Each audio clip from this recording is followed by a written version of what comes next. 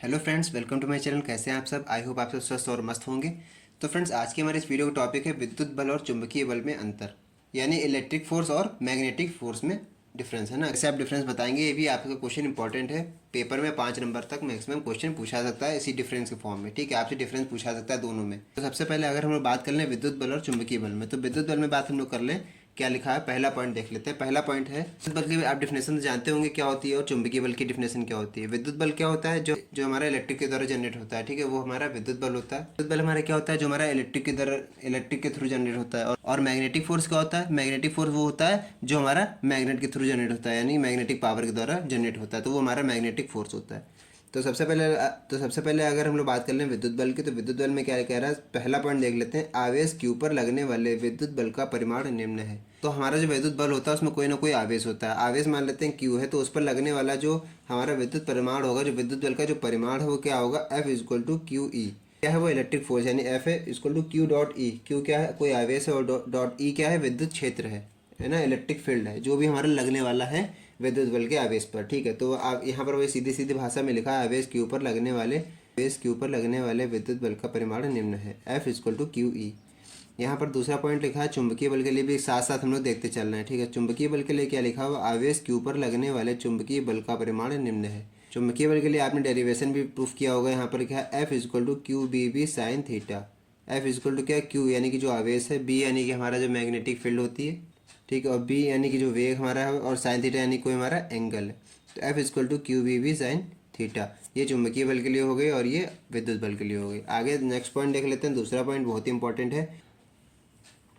विद्युत बल का मान आवेशित कण के वेग पर निर्भर नहीं करता है। जो हमारा विद्युत बल होता है उसका जो मान होता है उसका आवेशित कण के वेग पर निर्भर नहीं करता है, यानी कि हमारा जो इलेक्ट्रिक फील्ड में जो आवेश हमारा होगा उसको अगर हम कोई आवेश दे भी देंगे तब भी हमारे वेग पर निर्भर नहीं करेगा। ठीक है, दूसरी बात चुंबकीय बल में क्या लिखा हुआ है, जस्ट जो विद्युत बल में लिखा होता है डेफिनेशन उसकी जस्ट अपोजिट है। यहाँ पर क्या लिखा है, चुंबकीय बल का मान आवेशित कण का वेग, परिमाण तथा दिशा दोनों पर निर्भर करता है। जो चुंबकीय बल का जो हमारा मान होगा, जो वैल्यू होगी, हमारे आवेशित कण के वेग पर भी निर्भर करेगा और परिमाण तथा दिशा दोनों पर निर्भर करेगा। जो आवेशित कण का जो वेग होगा, यहाँ पर लिखा था देखिए, विद्युत बल का मान आवेशित कण के वेग पर निर्भर नहीं करता है। यहाँ पर आवेशित कण का जो वेग है वो परिमाण और दिशा दोनों पर निर्भर करता है। ठीक है, तो ये दूसरा इंपॉर्टेंट पॉइंट हो गया। तीसरा पॉइंट देख लेते हैं। तीसरा पॉइंट बहुत ही इंपॉर्टेंट है। विद्युत बल द्वारा आवेशित कण पर कार्य किया जाता है। विद्युत बल द्वारा आवेशित कण पर हम लोग कार्य कर सकते हैं। ठीक है, आवेशित कण पर कार्य किया जा सकता है। इसमें लिखा है चुंबकीय बल द्वारा आवेशित कण पर किया गया कार्य शून्य होता है, यानी जो चुंबकीय बल होता है हमारा मैग्नेटिक फोर्स, उसमें जो हमारा आवेशित कण पर जो कार्य किया गया है उसके द्वारा जो कार्य किया जाएगा वो क्या होगा? शून्य होगा, यानी जीरो होगा। जितना भी आप कार्य करेंगे उस कार्य की कैलकुलेशन नहीं होगी। वही यहाँ पर लिखा हुआ, आवेशित कण पर किया गया कार्य शून्य होता है। किसमें? चुंबकीय बल में।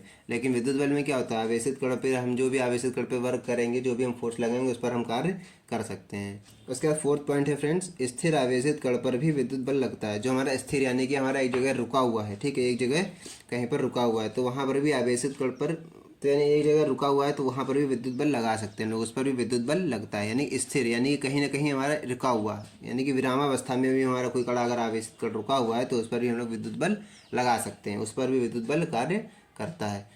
यहाँ पर लेकिन चुंबकीय बल में ऐसा नहीं है। चुंबकीय बल में क्या लिखा हुआ है, स्थिर आवेशित कण पर चुंबकीय बल नहीं लगता, यानी कि हमारा कोई विरामावस्था में आवेशित कण है लेकिन तब भी उस पर चुंबकीय बल नहीं लग पाएगा, लेकिन तब भी उस पर चुंबकीय बल कार्य नहीं करेगा। ठीक है, विरामावस्था या स्थिर आवेशित कण पर चुंबकीय बल नहीं लगता है। ठीक है, क्या अगला पॉइंट कह रहा है फ्रेंड, विद्युत बल सदैव विद्युत क्षेत्र के अनुदिश लगता है।